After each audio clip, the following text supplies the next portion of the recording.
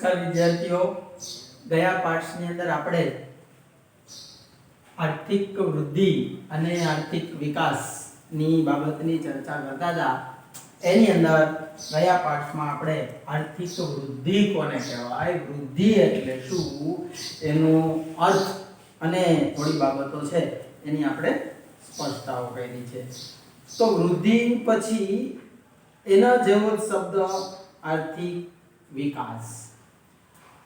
કાલે પણ મેં તમને વાત કરી હતી કે વૃદ્ધિ અને વિકાસ બંને સરખા લાગતા શબ્દો છે, પરંતુ બંને વચ્ચે આમ જોઈએ તો શાસ્ત્રની દૃષ્ટિએ તો જમીન આસમાનનો ફરક છે. તો કઈ રીતે વૃદ્ધિ કરતા વિકાસ છે અલગ પડે છે એ વાત આપણે આગળ જોશું. વૃદ્ધિની વાત કરી, હવે વિકાસની વાત કરશું, એટલે બંને બાબતો ઉપરથી આપણે સ્પષ્ટતા થઈ જશે. કાલે મેં તમને વાત કરી કે વૃદ્ધિ કરતા વિકાસનો અર્થ વિસ્તૃત છે, ભણવામાં પણ વિસ્તૃત છે, સમજવામાં પણ વિસ્તૃત છે, ઉપયોગ થવામાં પણ વિસ્તૃત છે.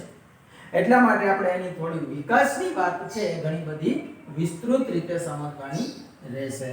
તો આપણે સૌથી પહેલા વિકાસને લગતી કેટલીક બાબતો, વિકાસનો માત્ર અત્યારે આપણે પરિચય મેળવીશું, એની વ્યાખ્યા છે આપણે પછી જોશું. અર્થ કે જેની અંદર આપણે કોને કહેવાય વિકાસ, દેશની અંદર સ્થિતિ કેવી હોય જેને આપણે કહેવાય વિકાસ, અથવા વિકાસની અંદર શું શું આવે છે, કઈ કઈ બાબતનો સમાવેશ થાય છે કે જેને આપણે વિકાસ કહી શકશું. સૌથી પહેલા વિકાસ, એક વિકાસ શબ્દ છે તો આપણે સ્વાભાવિક છે કે આ વિકાસ નામનો શબ્દ અથવા વિકાસ નામની વાત, વિકાસ નામની બાબત છે શું. સૌથી પહેલા આપણે ત્યાંથી શરૂઆત કરશું કે ખરેખર આર્થિક વિકાસ છે શું. કેમ કે આજે દુનિયાના દરેક દેશ, ખાસ કરીને વિકસિત દેશો હોય કે વિકાસશીલ દેશો હોય, દરેક દેશ પોતાના દેશનો વિકાસ કરવાના સતત પ્રયત્નની અંદર પડેલા છે. ખાસ કરીને ભારત જેવા દેશો છે, આફ્રિકાના દેશો છે, લેટિન અમેરિકાના દેશો છે, આ બધા જ દેશો પોતાના દેશનો વિકાસ થાય એના માટેના સતત પ્રયત્નો કરી રહ્યા છે. તો આ વિકાસ છે એ શું છે ખરેખર, એના માટે આપણે કેટલાક શબ્દો, કેટલીક બાબતો જોશું જેથી કરીને આપણને વિકાસની વાત, વિકાસ શબ્દનો અર્થ અને એના વિશેની સમજૂતી છે સમજાય. સૌથી પહેલા ટૂંકી રીતે આપણે કહીએ તો કે વિકાસ એટલે કે આર્થિક વિકાસ એ પ્રક્રિયા છે. સમજો, નાની બાબતમાં, હેતુલક્ષીમાં, એક વાક્યમાં ખૂબ જ ઉપયોગી આ બાબતો છે. અને આ વિકાસને લગતી મેં જે બાબતો આજે અહીંયા બોર્ડ ઉપર લખી છે ખાસ સમજવાની છે બધાએ. તો સૌથી પહેલા વિકાસ એક પ્રક્રિયા છે. તો વિકાસ કોઈ સાધન નથી, વિકાસ કોઈ પશુ નથી, કોઈ પક્ષી નથી, કોઈ સ્થળ નથી, કોઈ દેશ નથી, કોઈ વ્યક્તિ નથી. બરોબર? વિકાસ શું છે? એક પ્રક્રિયા છે. જો પ્રક્રિયા કોને કહેવાય? વસ્તુ હશે તો એ છે તેમને તેમ રહેશે, પરંતુ પ્રક્રિયાની અંદર શું થાય? ફેરફાર થતા હોય. પ્રક્રિયાઓને એને કહેવાય કે જેની અંદર ફેરફાર થતો હોય. દાખલા તરીકે ઉદ્યોગની અંદર પ્રક્રિયા થતી હોય, સિમેન્ટ ઉદ્યોગની અંદર પ્રક્રિયા થાય, પથ્થર બદલાય, ભૂકો થાય, ભૂકો બદલાય, કેમિકલ જળવાય, એને ઘણી બધી પ્રોસેસ થશે અને પછી એ તૈયાર થશે. તો અહીંયા આપણે ઉદાહરણ લઈ શકીએ કે આર્થિક વિકાસ એ પ્રક્રિયા છે. એ કોઈ સાધન નથી, એ કોઈ વસ્તુ નથી, પણ એ પ્રક્રિયા છે. પણ પ્રક્રિયા પાછી કેવી? તો કે સતત ચાલતી પ્રક્રિયા. એક વખત પ્રક્રિયા થઈ ગઈ અને કામ પૂરું થઈ ગયું એવું નથી. એક વખત વિકાસ થઈ જાય એટલે કામ પૂરું થઈ ગયું આવું નથી. એ સતત ને સતત, ભલે ક્યારેક ધીમી, ક્યારેક વધુ, શરૂઆતમાં ધીમી, પછી વધુ, શરૂઆતમાં વધુ, પછી ધીમી, આવું બની શકે, પરંતુ એ ક્યારેય અટકતી નથી. કેમ કે અટકી જાય એને પ્રક્રિયા ન કહેવાય. વિકાસ એ સતત ચાલતી પ્રક્રિયા છે. પહેલું વાક્ય યાદ રાખવું, વિકાસ એક પ્રક્રિયા છે. બીજું વાક્ય, વિકાસ એ સતત ચાલતી પ્રક્રિયા છે. કન્ટિન્યુ, એ આગળ ને આગળ ધપશે. માત્ર એની ગતિની અંદર કદાચ ફેરફાર થશે, પરંતુ એ અટકશે નહીં. અટકી જાય તો દેશનો વિકાસ અટકી જશે. ત્રીજી બાબત, વિકાસ એ સુખાકારી પ્રાપ્ત કરવાનું સાધન છે. આના ઉપરથી આપણે ખ્યાલ આવશે કે વૃદ્ધિ કરતા હવે વિકાસ કેમ વિસ્તૃત છે. તો વિકાસ એ સુખાકારી પ્રાપ્ત કરવાનું સાધન છે. આનો મતલબ વૃદ્ધિની અંદર માત્ર ને માત્ર દેશની અથવા દેશના લોકોની આવકમાં વધારો થશે, એના સિવાય લોકોની સુખાકારીમાં વધારો થતો નથી, પરંતુ વિકાસની પ્રક્રિયાની અંદર દેશના લોકોની સુખાકારીમાં પણ વધારો થશે. સુખાકારી વધવી મતલબ આવક વધશે, જીવન ધોરણ સુધરશે, રાષ્ટ્રીય આવક, માથાદીઠ આવક, આ બધામાં વધારો થાય, ગરીબી. આપણે છેલ્લે એ જ વાત કરવાની કે સુખાકારી કઈ રીતે પ્રાપ્ત કરી શકે. આખો અર્થ જોયા પછી આપણને ખ્યાલ આવશે કે દેશની અંદર સુખાકારી પ્રાપ્ત થતી હોય તો જ આપણે કહી શકીએ કે દેશનો વિકાસ થઈ રહ્યો છે. તો વિકાસ એ સુખાકારી પ્રાપ્ત કરવાનું સાધન છે. તેનો ખ્યાલ વિશાળ છે. હવે ખ્યાલ શા માટે વિશાળ છે? તો કે વિકાસની અંદર માત્ર કોઈ એક બાબત નથી, એમાં ઘણી બધી બાબતોનો સમાવેશ થાય છે. વૃદ્ધિની વાત કરી તો વૃદ્ધિની અંદર માત્ર આવક વધે છે, પરંતુ વિકાસની અંદર માત્ર આવક નહીં, આવક કરતા પણ કેટલીક બાબતો છે જેની અંદર ફેરફાર થાય છે, પ્રગતિ થાય. જેમ કે વિકાસમાં વૃદ્ધિ, સુખાકારી, પ્રગતિ આ બધું જ સમાઈ જાય છે. અર્થ વિશાળ છે. કઈ રીતે? તો કે વિકાસની અંદર વૃદ્ધિ તો સમાય જ જશે, એટલે વૃદ્ધિ છે વિકાસ જેટલું તો થઈ જ ગયું, અથવા વિકાસ છે વૃદ્ધિ જેટલો તો થઈ જ ગયો. ધ્યાન રાખજો, વિકાસ માટે વૃદ્ધિ જરૂરી તો છે જ.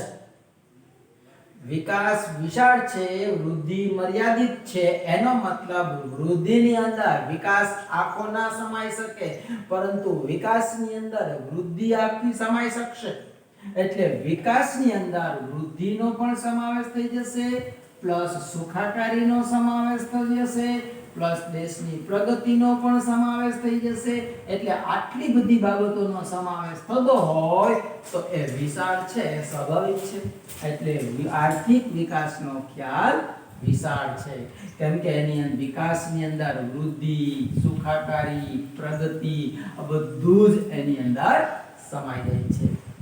હજી એની વાત આપણે આગળ જોઈએ કે આર્થિક વિકાસમાં રાષ્ટ્રીય આવક અને માથાદીઠ આવક વધે છે, પણ સાથે ગુણાત્મક ફેરફારો થાય છે.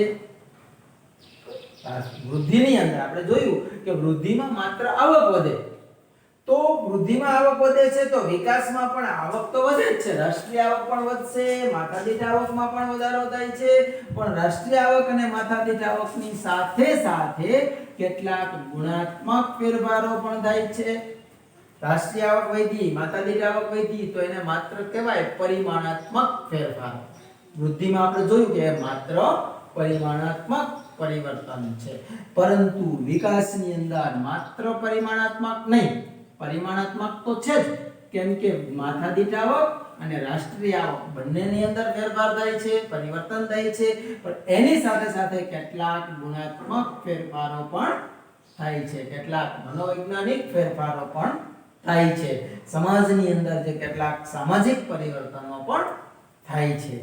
એટલે આપણે એક ખૂબ જ મહત્વની અને બાબત ઉપર આપણે સ્પષ્ટ થયા છીએ કે માત્ર પરિમાણાત્મક નથી, પરંતુ ગુણાત્મક પણ છે. હવે આપણે શું ધ્યાન રાખશું તફાવતની અંદર? તો કે વૃદ્ધિ માત્ર પરિમાણાત્મક પરિવર્તન છે, જ્યારે વિકાસ ગુણાત્મક અને પરિમાણાત્મક અને ગુણાત્મક બંને પ્રકારનું પરિવર્તન છે. અહીંયા પણ સ્પષ્ટતા થઈ ગઈ, વૃદ્ધિ કરતા વિકાસ વિશાળ છે, કેમ કે વૃદ્ધિ એ માત્ર પરિમાણાત્મક છે, જ્યારે વિકાસ એ પરિમાણાત્મક અને ગુણાત્મક બંને છે. યાદ રાખજો, માત્ર ગુણાત્મક છે એવું પણ નહીં, પરિમાણાત્મક અને ગુણાત્મક બંને પ્રકારના પરિવર્તન છે એ વિકાસની અંદર જોવા મળે છે. એટલે પણ આપણે વિકાસને વૃદ્ધિ કરતા વિશેષ ગણશું. વિકાસ વૃદ્ધિ કરતા વિશેષ છે, સ્વાભાવિક છે. આના ઉપરથી જ આપણે કહી શકીએ કેમ કે વૃદ્ધિની અંદર માત્ર પરિમાણાત્મક છે, વિકાસની અંદર પરિમાણાત્મક પ્લસ ગુણાત્મક છે, એટલે એ વિશેષ છે. આવું એક વાક્ય પણ આપણે ધ્યાનમાં રાખશું. અને એ બહુમુખી પ્રક્રિયા છે. વિકાસ કેવી પ્રક્રિયા? અહીંયા કીધું વિકાસ, આર્થિક વિકાસ પ્રક્રિયા છે, સતત ચાલતી પ્રક્રિયા છે. અને આ બધી વાત જોયા પછી આપણને ખ્યાલ આવ્યો કે વિકાસ એ તો બહુમુખી પ્રક્રિયા છે. એટલે એમાં કોઈ એક જ પ્રકારનું પરિવર્તન નથી થતું, એમાં તો ઘણા બધા, બહુ એટલે ઘણા પરિવર્તનો થાય છે, ઘણા બધા પરિવર્તનોની એ પ્રક્રિયા છે. એટલે વિકાસ કેવું છે? તો વિકાસ એ બહુમુખી પ્રકારનું પરિવર્તન છે અથવા પ્રક્રિયા છે. ઘણા બધા પ્રકારના પરિવર્તનોની પ્રક્રિયા એની અંદર થાય છે. એના પછી આપણે આખું માળખું સમજવાનું કે દેશની અંદર કઈ રીતે પ્રગતિ થઈ છે. તો કે આર્થિક વિકાસમાં આર્થિક અને સામાજિક માળખું બદલાય છે. દેશની અંદર જો આર્થિક વિકાસ થઈ રહ્યો હોય તો એની અંદર આર્થિક માળખું તો બદલાય જ છે. આપણે વાત કરીએ આર્થિક કે જેની અંદર રાષ્ટ્રીય આવકનો સમાવેશ થાય તો આર્થિક વિકાસ તો થાય જ છે. આર્થિક બાબતમાં તો પરિવર્તન આવે છે, સાથે સાથે એમાં સામાજિક પરિવર્તન પણ આવે છે. સામાજિક પરિવર્તનની અંદર શું જોશું? તો કે સામાજિક પ્રગતિ થાય. આર્થિક વિકાસમાં સામાજિક પ્રગતિ થાય છે. વૃદ્ધિમાં સામાજિક પ્રગતિ કદાચ નહીં પણ થાય, મોટા ભાગે નહીં થાય, પરંતુ વિકાસની અંદર સામાજિક માળખું બદલાય છે. સામાજિક માળખું બદલાય એનો મતલબ સામાજિક પરિવર્તન થાય છે, સમાજની અંદર પ્રગતિ થાય છે, સમાજના લોકો વધારે સુખાકારી ભોગવે છે, સમાજના લોકો છે એ ખાસ કરીને નવા પ્રકારની પદ્ધતિઓ આવે છે. અને બહુ ડિટેલમાં જઈએ તો સમાજની અંદરથી રૂઢિગત શ્રદ્ધાઓ, રૂઢિગત કેટલીક માન્યતાઓ બધું દૂર થાય છે. એટલે સમાજનું પણ પરિવર્તન થાય છે, સમાજ પણ બદલાય છે. સમાજની સાથે સાથે દેશની આર્થિક સ્થિતિ પણ બદલાય છે. આર્થિક સ્થિતિ કઈ રીતે? તો કે રાષ્ટ્રીય આવકમાં બધા ફેરફાર થાય છે. દેશની રાષ્ટ્રીય આવક બદલાય છે. કઈ રીતે બદલાય એના માટે આપણે ત્રણ ક્ષેત્રોની ખાસ વાત કરશું કે દેશ આર્થિક વિકાસની અંદર રાષ્ટ્રીય આવકમાં ફેરફાર થાય છે. રાષ્ટ્રીય આવકમાં કઈ રીતે ફેરફાર થાય? તો કે દેશની કુલ આવક એટલે ત્રણ ક્ષેત્રો, પ્રાથમિક ક્ષેત્ર, માધ્યમિક ક્ષેત્ર અને સેવા ક્ષેત્ર. આપણે આ ભણી ગયા છીએ. દેશની જે કુલ આવકની ગણતરી હોય તો દેશની અંદર રાષ્ટ્રીય આવકની અંદર પ્રાથમિક ક્ષેત્ર, માધ્યમિક એટલે કે ઉદ્યોગ ક્ષેત્ર અને સેવા ક્ષેત્ર, ત્રણ ક્ષેત્રની કુલ આવક એટલે રાષ્ટ્રીય આવક કહેવાય. હવે જો રાષ્ટ્રીય આવક છે એમાં ફેરફાર થાય છે. ફેરફાર શું થાય છે? તો કે જે ખેતી ક્ષેત્રનો ફાળો શું થાય? ઘટે છે. દેશની રાષ્ટ્રીય આવકમાં દેશમાં જો આર્થિક વિકાસ થઈ રહ્યો હોય તો રાષ્ટ્રીય આવકમાં ખેતી ક્ષેત્રનો હિસ્સો શું થાય છે? ઘટે છે. યાદ રાખજો, દેશમાં વિકાસ થતો હોય તો અથવા વિકાસની પ્રક્રિયામાં દેશમાં રાષ્ટ્રીય આવકમાં ખેતી ક્ષેત્રનો હિસ્સો ઘટે છે. જે ખેતી ક્ષેત્રમાંથી જેટલી આવક મળતી હતી એ આવકનું પ્રમાણ બીજા ક્ષેત્રની સરખામણીએ ઘટે છે. તો વધે કોનું? તો ઉદ્યોગ અને સેવા ક્ષેત્રનો હિસ્સો શું થશે? વધે છે. ઉદ્યોગમાં બધા માધ્યમિક ક્ષેત્ર એટલે બધા તમામ પ્રકારના ઉદ્યોગ અને સેવા ક્ષેત્ર. જો દેશની અંદર વિકાસ થઈ રહ્યો હોય એનો મતલબ ખેતી ક્ષેત્રનું મહત્વ ઘટે છે, ઉદ્યોગ અને સેવા ક્ષેત્રનું મહત્વ રાષ્ટ્રીય આવકના હિસ્સા પ્રમાણે વધે છે. હવે વધે છે એવું આપણે કહીએ કે જો ખેતી ક્ષેત્રનું મહત્વ ઘટ્યું, દેશના જે ખેતી ક્ષેત્રની અંદર જોડાયેલા લોકો અથવા એમની આવકમાં અન્ય ક્ષેત્રો કરતા ઘટાડો થયો તો ખેતી ક્ષેત્રના લોકો હવે ક્યાં જશે? ખેતી ક્ષેત્રની અંદર જે પ્રચ્છન્ન બેકારી ધરાવતા લોકો હતા, બરાબર, ખેતીના પ્રચ્છન્ન બેકારો, આ લોકોને અન્ય ક્ષેત્રમાં રોજગારી મળશે.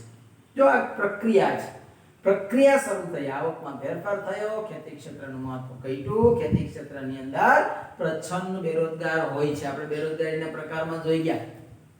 તો ખેતીની અંદર જે પ્રચ્છન્ન બેરોજગારો છે એમને હવે અન્ય ક્ષેત્રમાં એટલે કે સેવા ક્ષેત્ર અને ઉદ્યોગ ક્ષેત્રની અંદર શું થશે? રોજગારી મળશે. કેમ કે અહીંયા એનું મહત્વ ઘટ્યું છે, ઉદ્યોગ સેવા ક્ષેત્ર હવે વિકાસ પામ્યા છે, વિસ્તૃત થયા છે. એટલે આ લોકોને હવે ઉદ્યોગ અને સેવા ક્ષેત્ર જેવા અન્ય ક્ષેત્રોની અંદર રોજગારી મળશે, વધુ રોજગારી મળશે. ઉદ્યોગ ક્ષેત્રની અંદર આધુનિક ટેકનોલોજી અમલી બને છે અને ખાસ કરીને ખેતી ક્ષેત્રે નવા બિયારણો શોધાશે.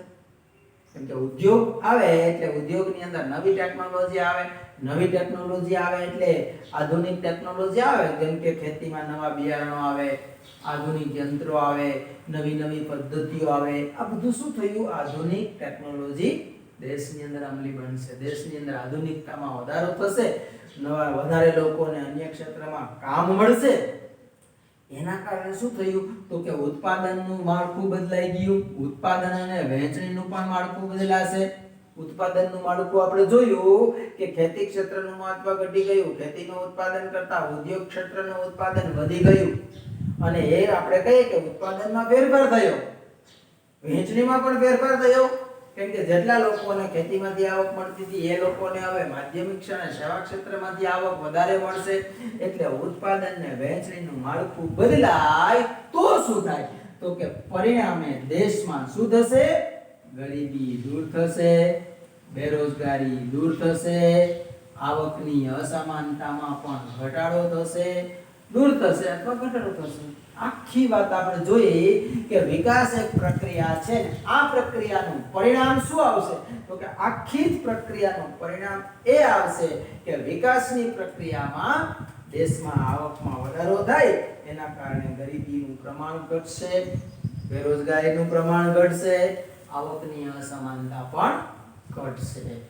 આપણે કોઈ જો આખી પ્રક્રિયા મેં સમજાવી, તમે ધ્યાન રાખજો. પ્રક્રિયા છે ઉદ્યોગની અંદર કોઈ એક વસ્તુ પ્રક્રિયામાં મૂક્યા પછી છેલ્લે એનું પરિણામ શું આવે? તો કે સરસ મજાની વસ્તુ તૈયાર થાય. પણ વિકાસની અંદર પણ આ વિકાસની પ્રક્રિયાની અંદર થોડા ઘણા ફેરફાર થતા પરિણામ શું આવશે?